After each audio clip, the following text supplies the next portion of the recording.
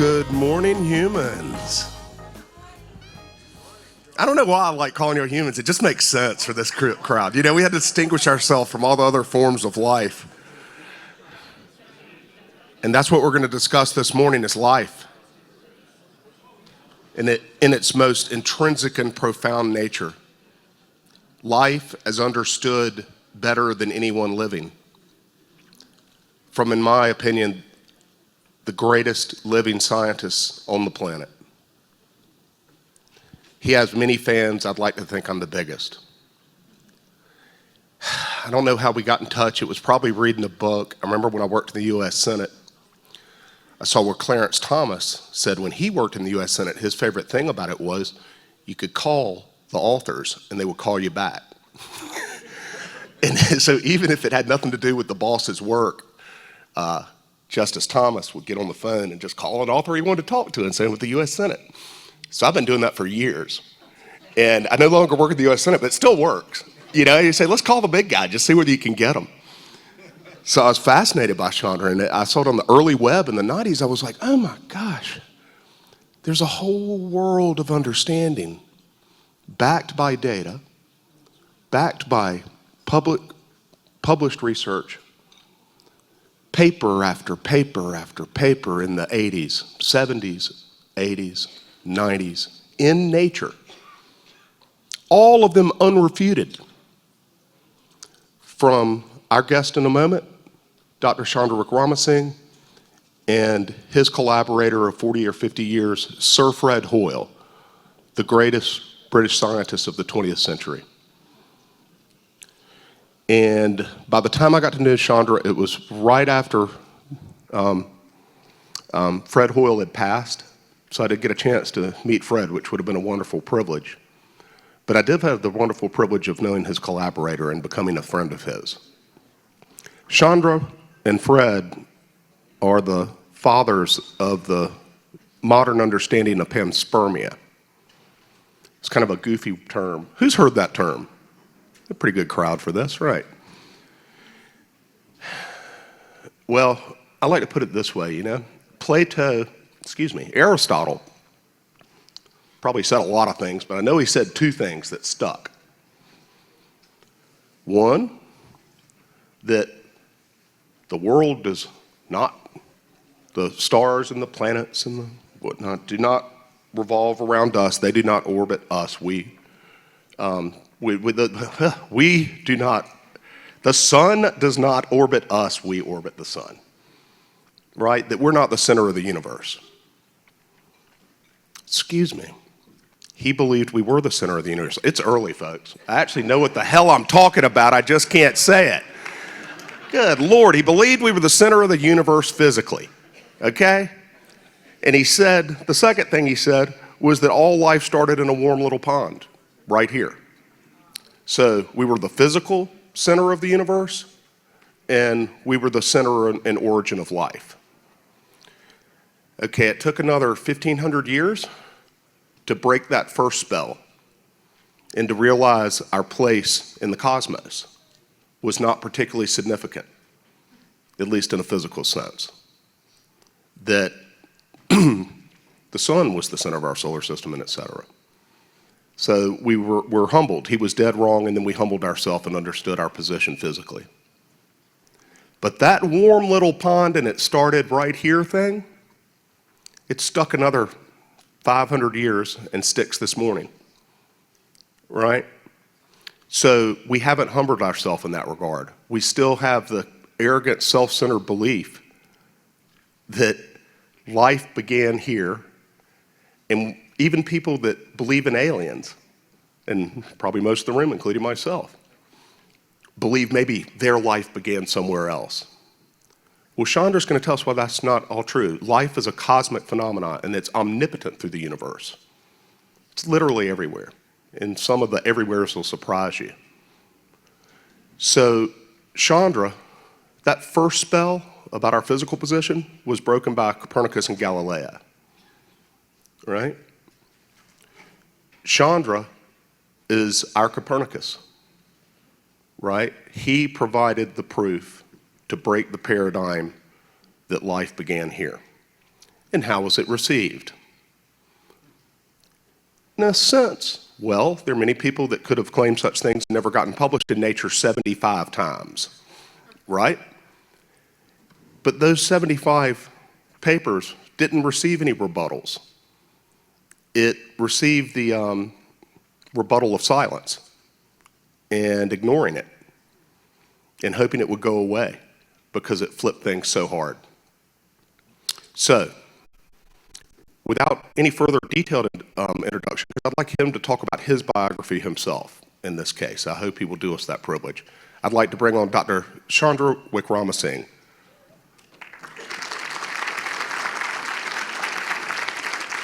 Okay, thank you, George. And thank you for inviting me to make this introduction and give you a brief talk about myself and about the work that I've done for over the last 40 or 50 years.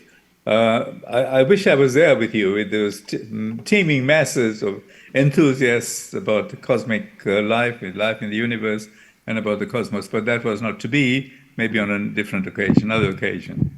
So what's the first question, George? Do you want me to talk about myself, how I got started in astronomy, how I got started in the areas? That's right, but I want to drill it down just a little bit. Tell me about your father.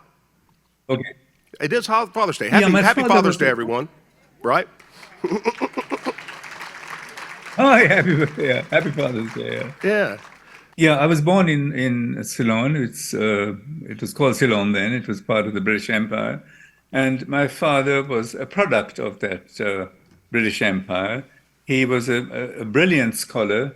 He himself went to Trinity College, Cambridge in the 1920s, and he got the highest honors in mathematics in the University of Cambridge. He happened also to be a pupil of a guy called Sir Arthur Eddington. And for those of you who know a little bit about Eddington, he was the guy in the 1920s who really promoted Einstein's theory of general relativity.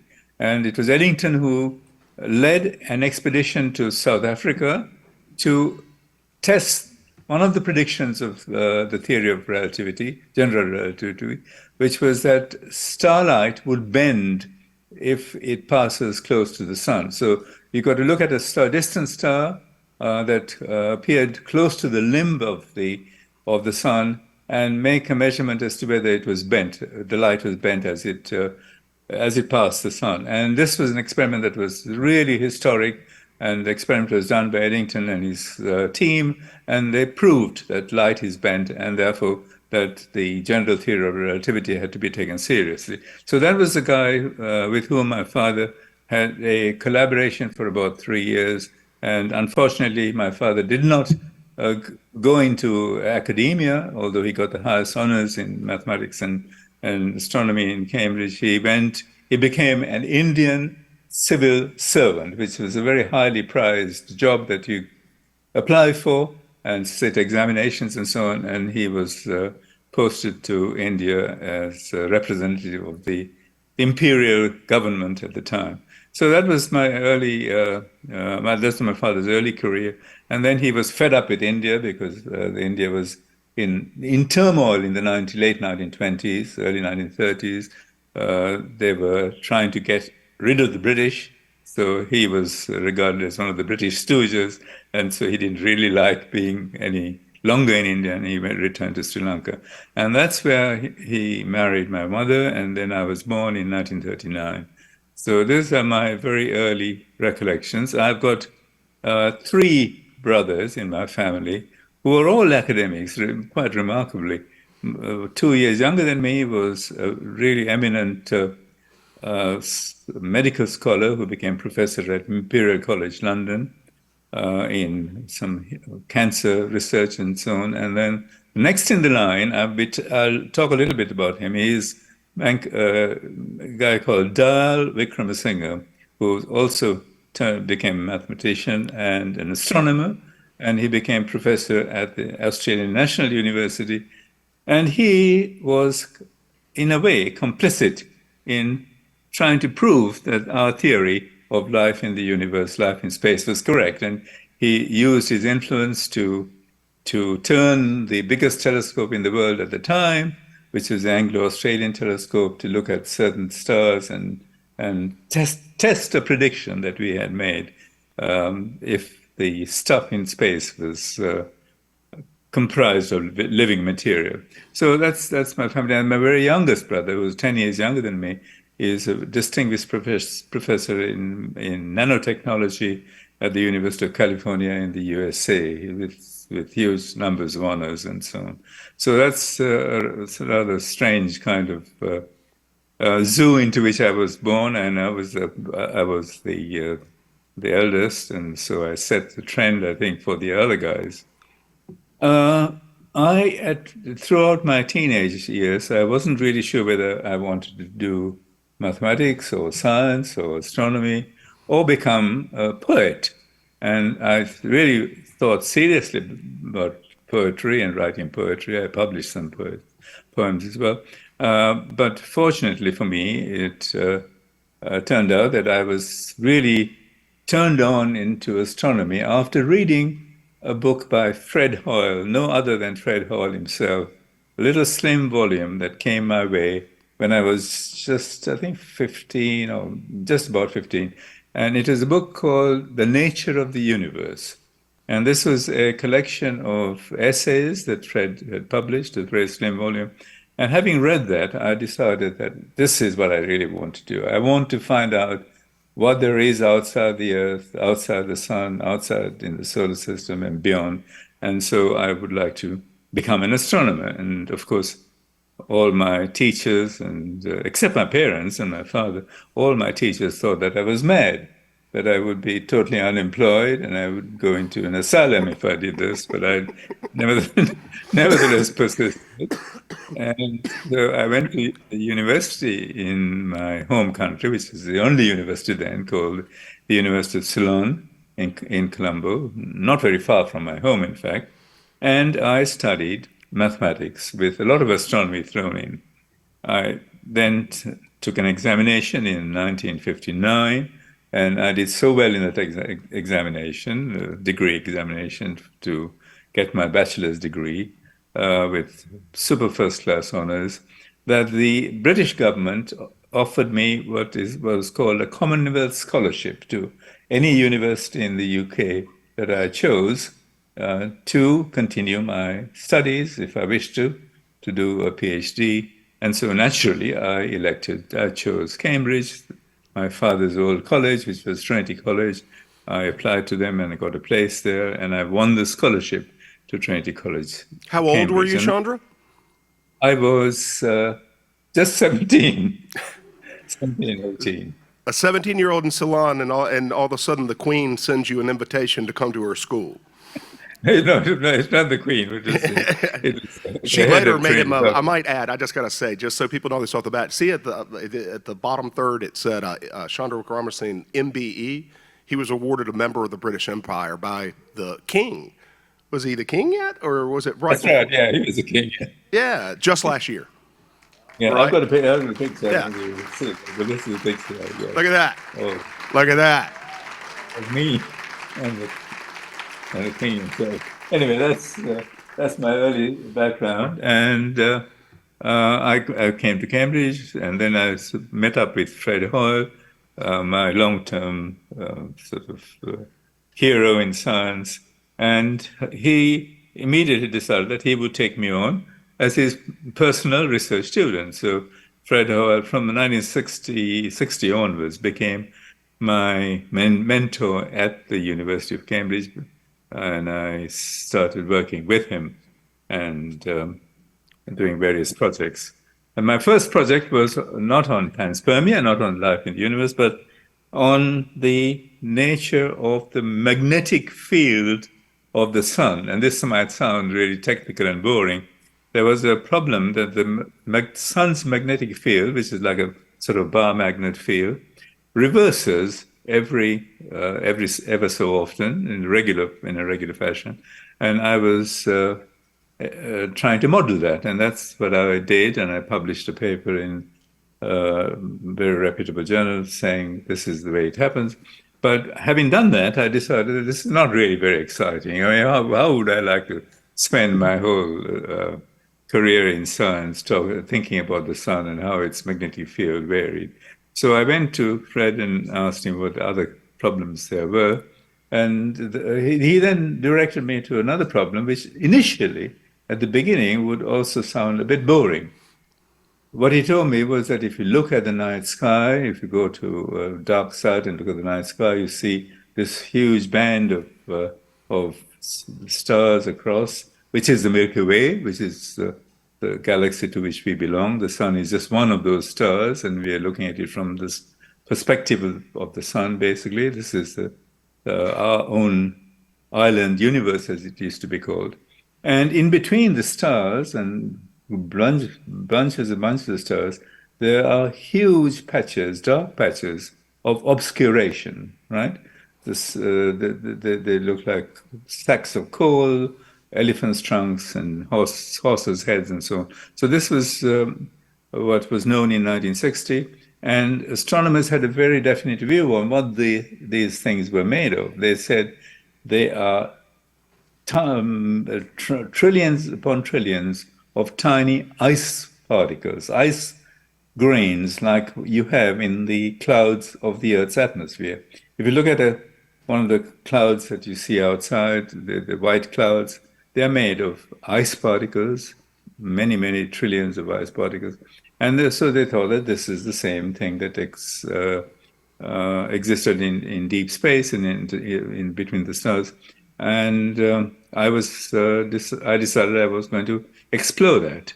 And when I started working on that, I found that the ice story has very little going for it.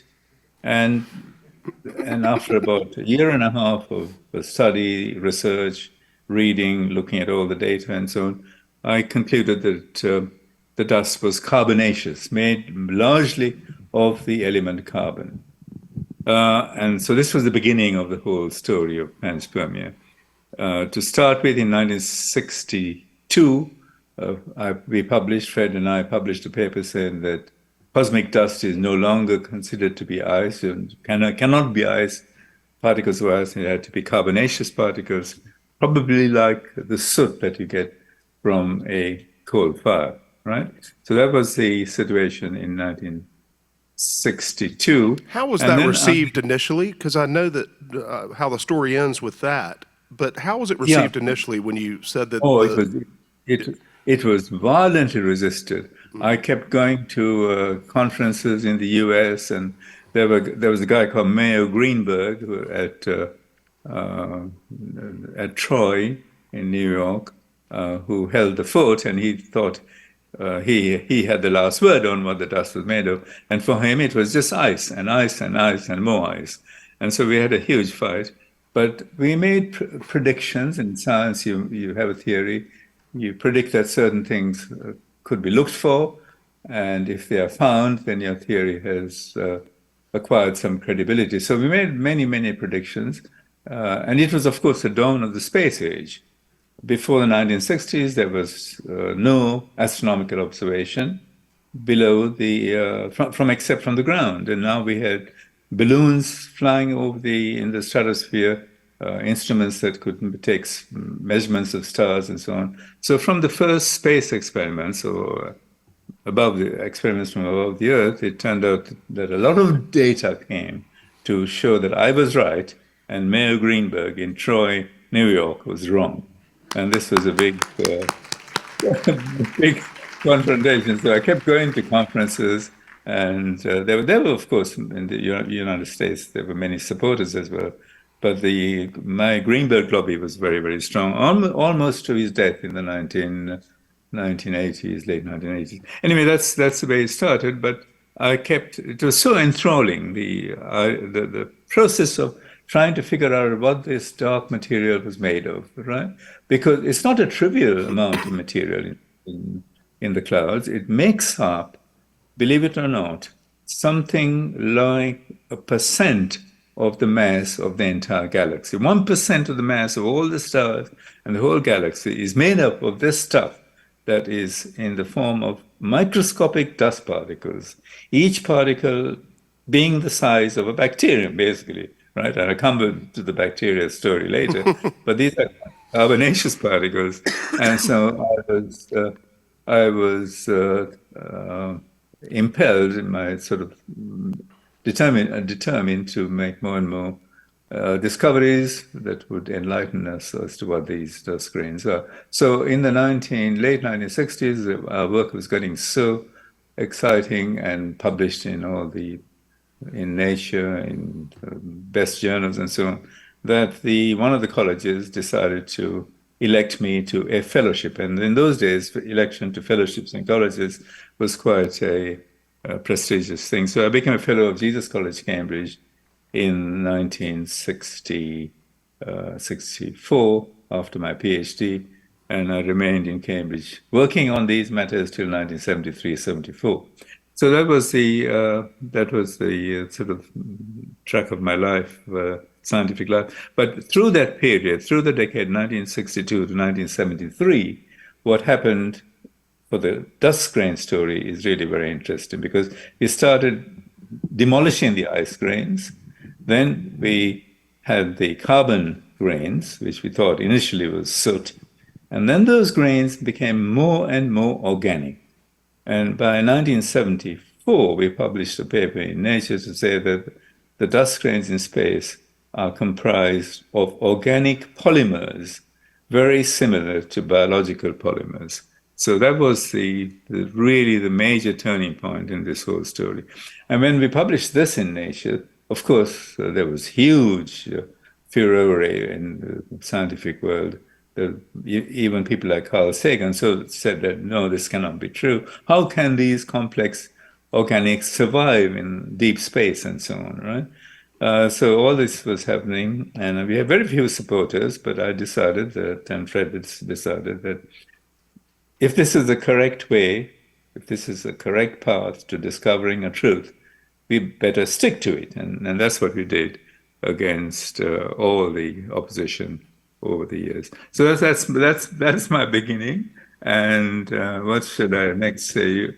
You're going to ask me a question about panspermia and so on, right? Correct? Yeah, and I know where the story goes from there, but let me make clear for the audience that you took it from its organic to describing the nature of the organic molecules to some degree, to a very, very fine degree in 1974, right? Yep. Yep. And then my understanding is it was full stop. That was completely accepted. That's accepted science today, and you were credited with that discovery, that there are organic molecules in space. So we've known that now for 49 years, right? Yeah. If I stopped there, Richard, if I had stopped at that point, there would have been statues of me. People would have been, there would have been great acclamation that I did the right thing. But what we did next was to essentially to get into the doghouse. We said that the organics are there. All of the new telescopes, the new infrared telescopes were showing that. But how did these organics form? Did they form in deep space, in very, very tenuous conditions that exist in deep spaces, almost a near vacuum? Or did it happen? Are these particles biological, to put it another way, right? Are they really living entities like bacteria and viruses?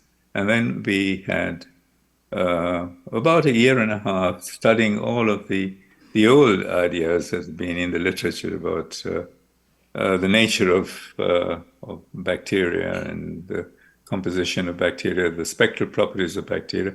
And we made a prediction. And we said that if these particles have any deep connection with life, if there were bacteria in different states of decay and degradation, if we can look at a star, a very, very distant star, through that huge cloud of all this debris, then we should be able to predict the presence of bacteria, right? We could do a similar experiment in the lab. We can put a light behind a bunch of bacteria and see what comes out in the front.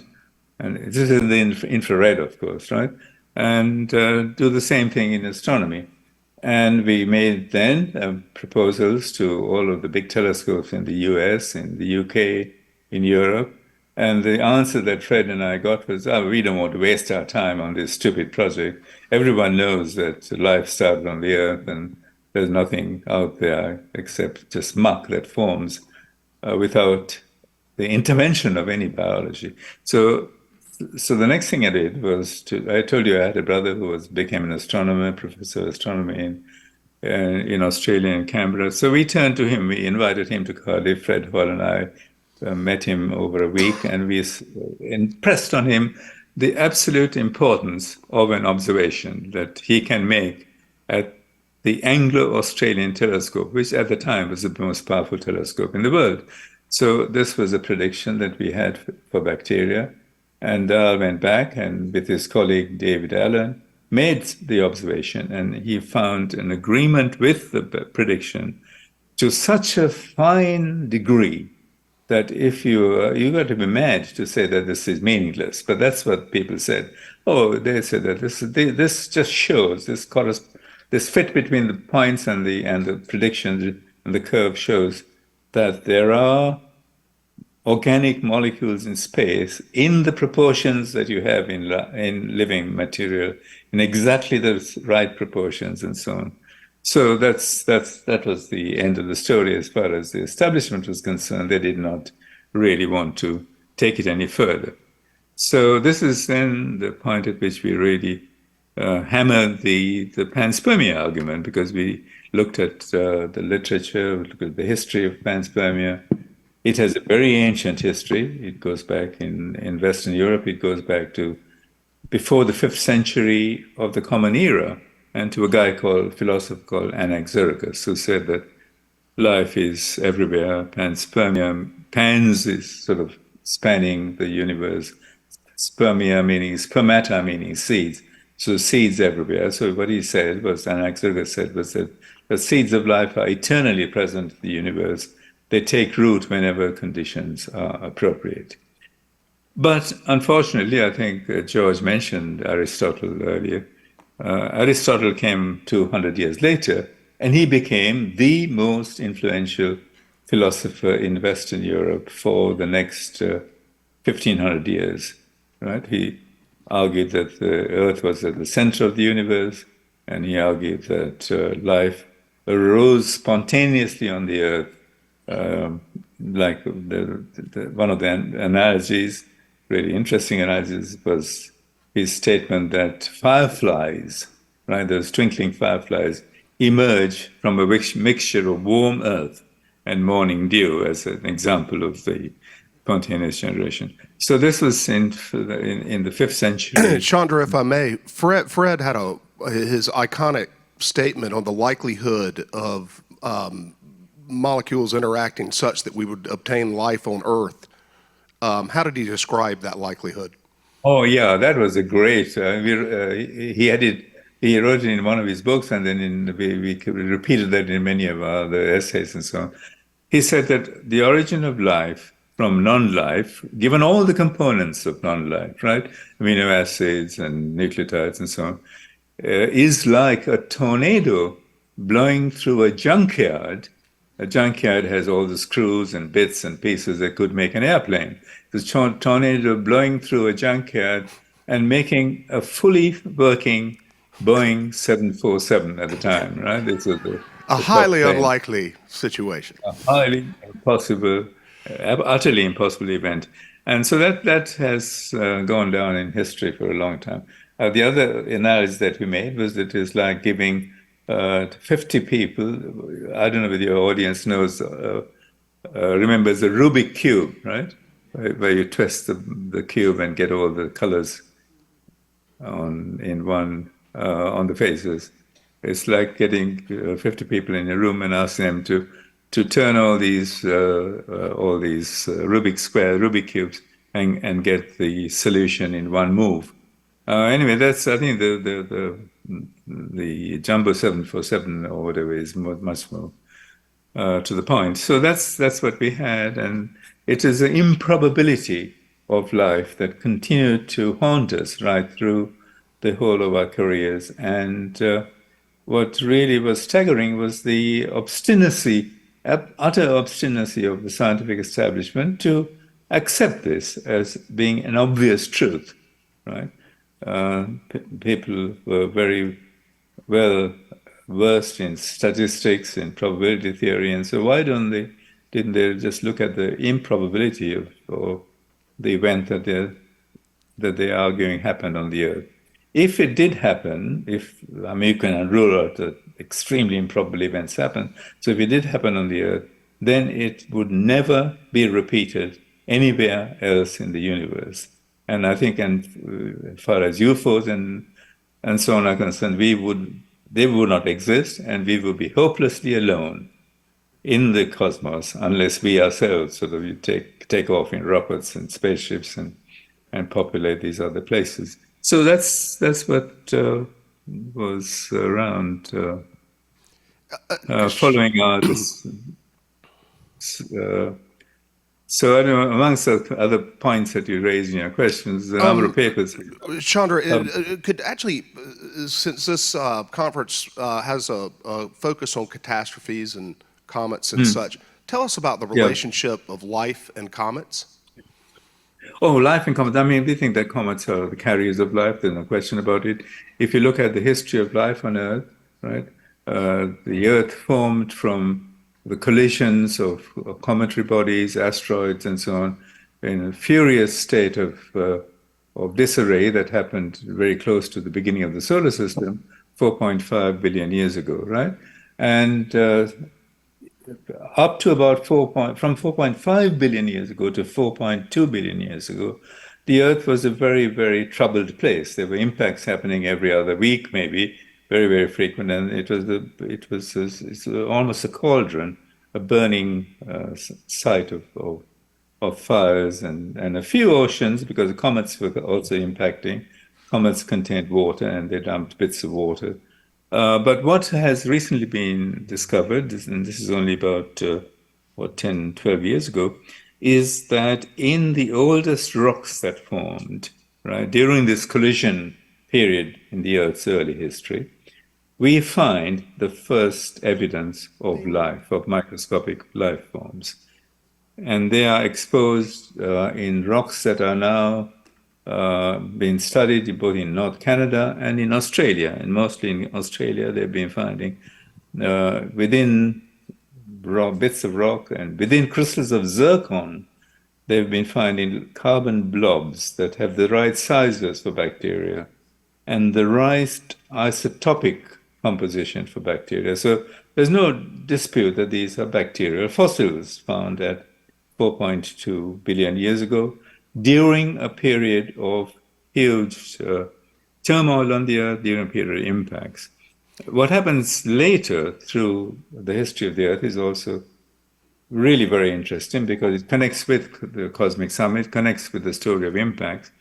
We find that life progresses through long periods of stasis, and then suddenly something happens. You have emergence of multicelled life happening, for instance. You have, in more recent times, the Cambrian explosion, the explosion that brought in the dinosaur, that brought in I was going to talk about that later, but perhaps the time is running out. Brought in the octopus, amongst other creatures, in about 40 million years. Google octopus from space and virus. Yeah. There is an incredible article that later. Yeah. George, the octopus is an extremely interesting creature because it has a genome that is more sophisticated and bigger than the genome of a human. I got a note of how many genes there are. I think they have something like 33,000 genes the octopus has, useful genes for carrying out all these processes. And humans have only about 22,000 genes. And most of the 33,000 genes of the octopus is in its vast body, which is in total, it's its brain. The brain is the bulk of the genetic material of the octopus. And the octopus emerged suddenly 380 million years ago, and it is almost certainly linked genetically to a very, very humble creature called the squid, right? So something happened 380 million years ago. And these impacts were comet impacts that carry life in very complex life forms and so forth. And we've had that happen right through history. We've had impacts that brought in multicellular life, brought in photosynthetic life, and we have the famous Cambrian explosion, isn't it? And the explosion and the event that caused the extinction of the dinosaurs. That's also a catastrophic event that essentially destroyed existing Chandra, life forms. is life entering the Earth's atmosphere as we speak? Oh yeah, no question about it. I mean, this has been another problem for us because when we had firm evidence, we thought it was firm evidence that bacteria are coming in. The comets carry bacteria. Comets are the breeding ground for bacteria because comets have liquid interiors that are radioactively heated for sort of maybe tens of billions of years, or certainly well over 5 billion years, right? So they're breeding grounds for bacteria, living microscopic living creatures, and comets are continuing to interact with the Earth. We see comets in the sky from time to time. Cometary debris enters the Earth's atmosphere on a regular basis because the Earth is essentially plowing through the debris trails of many comets. And Call it cosmic dust when we hear that. It's really comet dust, right? it's comet dust. Yeah, and it's constantly to some degree, I think 60 tons a day or something. Something like That kind hundreds of of tons magnitude. of these. Right. And recently, not recently, in 2001, we had another sort of brush up with the establishment because we said that comets are carrying life and we have to really investigate this. If you're true scientists, we got to send instruments to above the stratosphere, right, before the stuff that is coming in gets mixed up with the Earth's contaminants. So we tried the European Space Agency, we tried the British space industry, we tried the American space industry. They all said, no, we're not going to waste our time on a futile project. So we approached the Indian Space Research Organization, ISRO, which is a very, very sophisticated center for astronomy and radio astronomy and so on. And they said, yes, of course, we would do this. And in 2001, they had equipment that was flown above 41 kilometers, brought down samples of stratospheric air that contained huge quantities of bacteria. Some of them new, some bacteria one or two were named after Fred Hoyle and an astronomer from India and so forth. So this was happening and it continues to happen. There are investigations that have been done even last year, which have shown that bacteria are falling through the so-called inversion layer of the atmosphere at a fantastic rate. If you were to look at 1 square meter of the ground over one day, something like 20 million viruses and maybe a tenth of that in terms of bacteria are falling on this square meter of ground. It is, of course, swamped by the stuff that is already in the ground. I mean, there are trillions of bacteria on the ground that are indigenous to the Earth. So it's lost in the morass of stuff that is Earth, certainly belongs to the Earth. But just imagine, this has been detected, discovered for now about at least 7-8 years, and nobody has thought of separating the component that is coming from space and finding out what is there. Because they think that this is all. And Chandra, so people understand, because it took a while, I guess it's a long time ago, but it took a while for me to get my brain around. You said that, okay, the dust clouds are actually bacteria in space. And bacteria is constantly coming in to the atmosphere. And you say, well, I thought things couldn't live in space, but that's not what we're talking about. Think about if you have, first of all, they've proven that there are many hardy creatures. Extremophiles is a fascinating study, right? The hardiness of life. And the thing is, there are a lot of microorganisms that if you put them in space, desiccate themselves, basically hibernate, and it's just add water. You just bring them into the atmosphere and they pop right back out, right? And that includes a whole number of different species of the tardigrades, for instance, little water bears that we find on Earth. Somehow they evolved on Earth to have the hardiness to travel through space. Why would anything evolve to have that hardiness? That's because it came from up there. There's probably tardigrades throughout the universe. It makes no sense at all. I mean, the very fact that we have all the properties that are needed for bacteria to survive the harshest conditions and to be able to survive even naked. I mean, inside comets is another matter, or inside bits of rockets, another matter, because there's some protection. But even naked, for the genes, for the genomes of bacteria, viruses to survive for billions and billions of years and survive a huge distance, travel over huge distances, this is surely a sign that they don't belong to one little planet, but they are truly cosmic. And every bit of evidence from science, from geology, from even from epidemiology these days, shows that life is a truly cosmic phenomenon. And the sooner we accept it, the better. Chandra, we've only got a few minutes, and actually I've got a good close that'll not make it seem less abrupt. But let me point out one of the most amazing things I've seen in science, well, I guess my whole life. There was a paper, well, actually, I was waiting in the line, school line, where you've got all the cars lined up. And I looked on my phone. It's in 2015, and it said Russians find plankton on window of space station.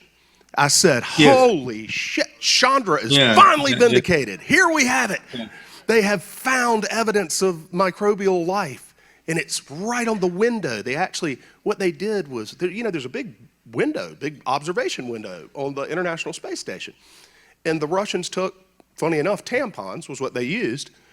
And I think it was 10 times over 6 years. They went out they kept on doing that. And tell us what they found on the outside of the space station.